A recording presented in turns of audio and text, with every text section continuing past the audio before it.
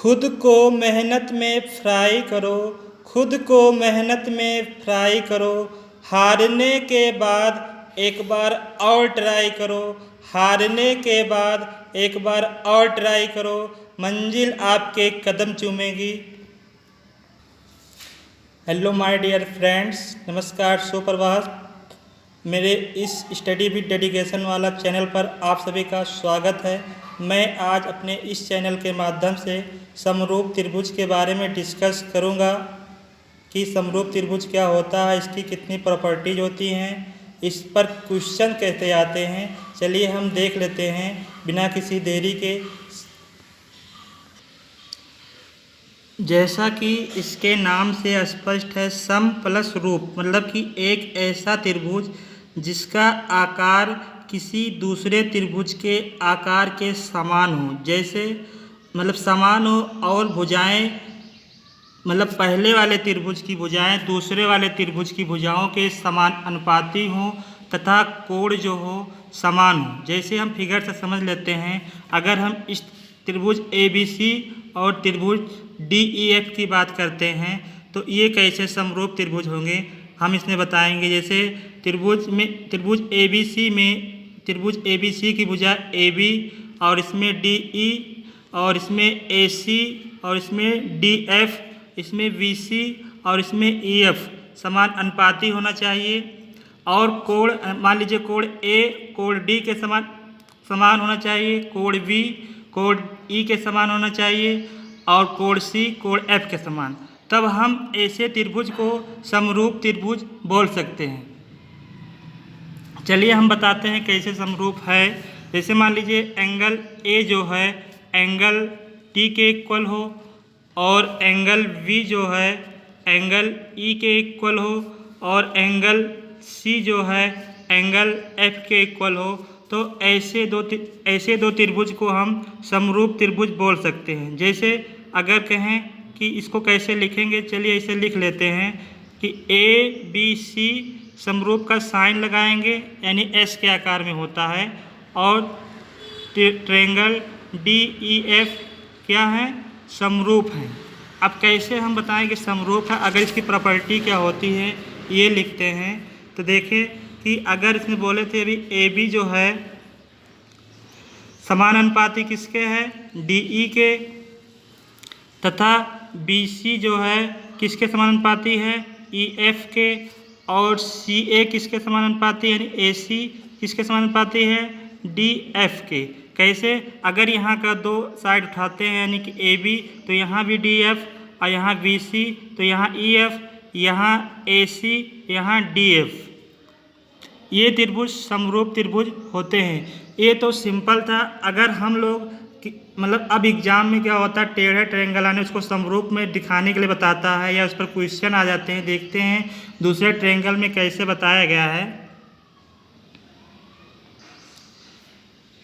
इस वाले मतलब इस रूल में भी वही प्रॉपर्टी फॉलो होगी।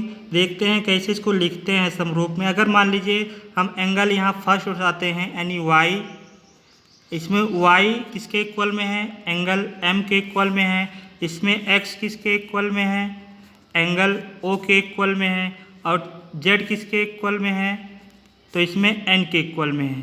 तो इसको अगर हम कहें समरूप में लिखें तो कैसे लिख सकते हैं ये देखते हैं। तो हम कोण के हिसाब से इसको समरूप में लिख सकते हैं। जैसे हमने पहले यहाँ कौन सा उठाया, X उठाया, यानी कि पहले हमने क्या उठाया था, सॉरी Y उठाया था, यानी कि Y X Z समरूप किसके, त्रिभुज MON। इसी प्रकार से अगर हम कहीं दूसरी तरफ से उठाते, मान लीजिए हमने एंगल सेकंड से उठाना शुरू किया, यानी एंगल X, तो इसमें सेकंड वाला कौन सा है, O है, और दूसरा क्या है, अब मान लीजिए तीसरे पर आते हैं, यानी इसमें क्या आता है Z, तो इसमें क्या है, इसमें N है, और इसमें सेकंड पे क्या है, सेकंड पे आते हैं। अब देखिए इसमें जो बच रहा है M, यानी इधर Y अगर लिखते हैं तो इधर क्या लिखेंगे, M लिखेंगे। अब इसको कैसे समरूप में लिखेंगे, इसी कोण के हिसाब से लिख लेंगे, यानी X Z Y समरूप होगा किसके, ट्रायंगल ONM के। अब कैसे, एक चीज़ बताना भूल गए, इसमें कैसे समान अनुपाती होता है। समान अनुपाती का मतलब ये है, जैसे अगर ये 1 दिया गया है इसके साइड्स, और ये 2 दिया गया है, और ये कितना 3 दिया गया है, तो इसमें अगर ये मान लीजिए इसी के गुणज में पहाड़े में अगर आता है, जैसे 1 को ये मान लीजिए 3 है, तो इसमें क्या होना चाहिए, 6 होना चाहिए, कितना होना चाहिए, 9। अब कैसे इसको कहते हैं, समान अनुपाती होगा। जैसे अनुपात का मतलब होता है इक्वल होना। जैसे मान लीजिए हम यहाँ से उठाते हैं पहला AB, यानी 1, और इसमें क्या है 3 है, तो यानी कि सारा 1 और 3 के रेशियो में होना चाहिए। जैसे यहाँ पर उठाते हैं 2 और यहाँ पर 6, अब इसको डिवाइड करेंगे, देखिए कितना आ रहा है 1/3, यानी कि ये दोनों जो फ्रैक्शन बन जाएंगे, मतलब कि दोनों साइड क्या होंगे, समानुपाती होंगी। ऐसे हम लोग समानुपात समझ सकते हैं कि समानुपाती कैसे साइड्स होती हैं। अब चलते हैं दूसरे स्टेप पर, क्या होता है समरूप त्रिभुज की दूसरी प्रॉपर्टीज। चलिए अब दूसरा स्टेप समझ लेते हैं। जैसे लिखा है, किसी त्रिभुज ABC में D और E क्रमशः भुजा AB तथा AC का मध्यबिंद है, तब DE और BE क्या होगा, पैरेलल। मतलब ये भी कंडीशन दी गई, DE क्या है, BC के पैरेलल है। तो इसमें पूछा जाएगा क्वेश्चन में कि DE की लेंथ क्या हो जाएगी। जैसे ट्रायंगल है, मान लीजिए यहाँ लिखते हैं A, ये B और C। इसमें बोला गया है कि D जो है AB का मध्यबिंद है और E जो है AC का मध्यबिंद है। जैसे कि अगर ये मान लीजिए पूरी लंबाई की कितनी दी गई, 2 दी गई हैं, तो ये मध्यबिंद का मतलब होता है हाफ हाफ में डिवाइड करता है। अगर ये 1 है तो ये 1 हो जाएगा। अब दूसरे साइड देख लेते हैं। जैसे मान लीजिए ये दिया गया है 4, तो ये कितना हो जाएगा, 2 हो जाएगा, ये 2 हो जाएगा।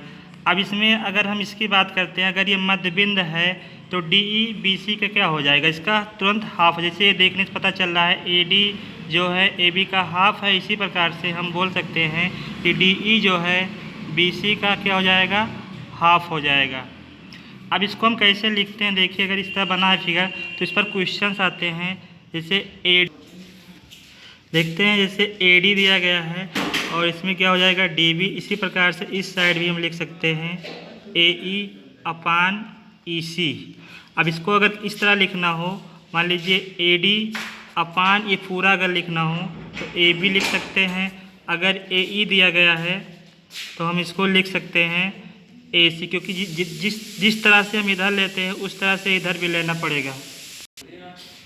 इस पर भी क्वेश्चंस आता है। इसमें क्या होता है, जैसे चार पार्ट में डिवाइड है, तो इसमें 3 पार्ट का आंसर दिया रहता है, 1 पार्ट का आंसर निकालना होता है। जैसे ये भी इसी पर।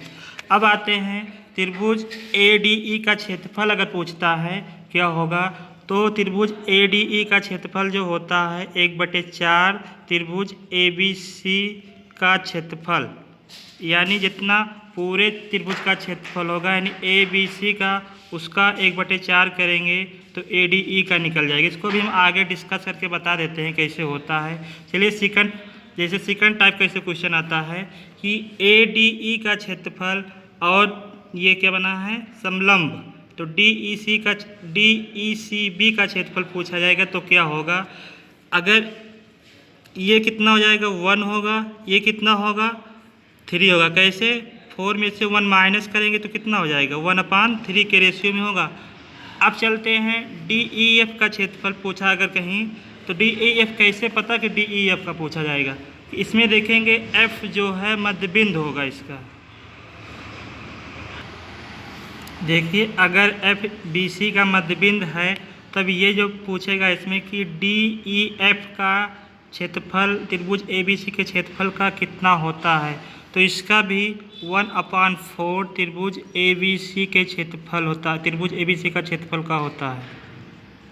कैसे देखते हैं, ये देखिए समान 4 पार्ट में डिवाइड होगा। मान लीजिए ये एक है, ये दूसरा है, ये तीसरा है और ये चौथा है, तो 4 ट्रायंगल बन रहे हैं, इसलिए इसका 1/4 होता है, क्योंकि 4 ट्रायंगल एक समान दिख रहे हैं, यानी कि सबका एरिया क्या होगा, समान होगा। इसलिए त्रिभुज ABCA का क्षेत्रफल जो होगा 4 होगा और ADE या चाहे जो पूछा जाए उसका 1 होगा।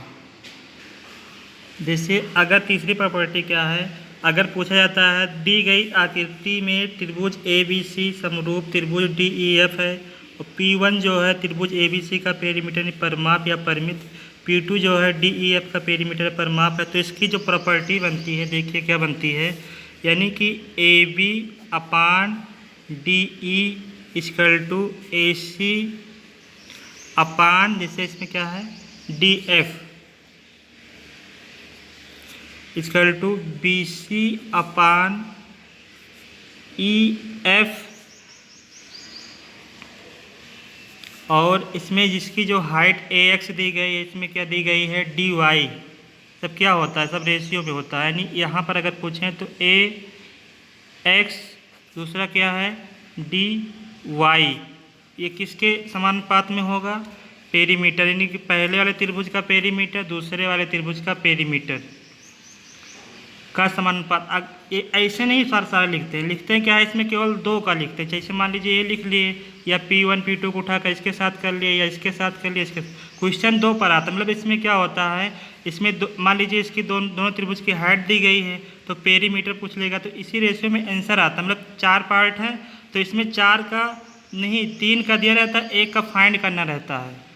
इसी प्रकार से अगर त्रिभुज ABC और DE का समरूप त्रिभुज दिया गया है तथा त्रिभुज 1 मतलब ये त्रिभुज नहीं डेल्टा 1 इक्वल टू एरिया 1, त्रिभुज ABC का ये एरिया है, दूसरा त्रिभुज DEF का एरिया मतलब डेल्टा 2 या A2 बताया गया हो, तो इसको लिखने का तरीका ये है, त्रिभुज ABC का एरिया अपान त्रिभुज DEF का एरिया, यानी कि त्रिभुज इसका एरिया और इसका एरिया जो होता है ये सारी भुजाओं के स्क्वायर के समानुपात में होता है। जैसे AB DE और AC DF और BC EY EF होता है, हाँ सॉरी EF, और इसकी हाइट दी होती है AX अपान DY। इन सब का क्या होता है, स्क्वायर के समानुपात में होता है।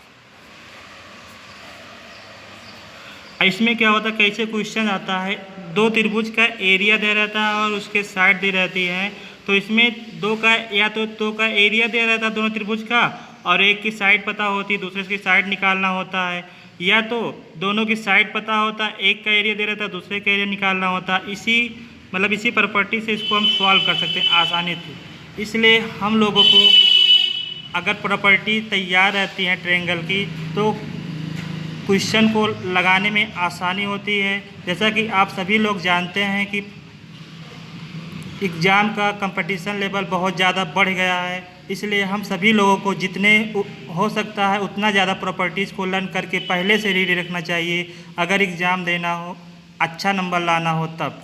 थैंक्स मेरे प्यारे भाइयों, उम्मीद करता हूँ इस वीडियो में आप सभी को समझ में आया होगा।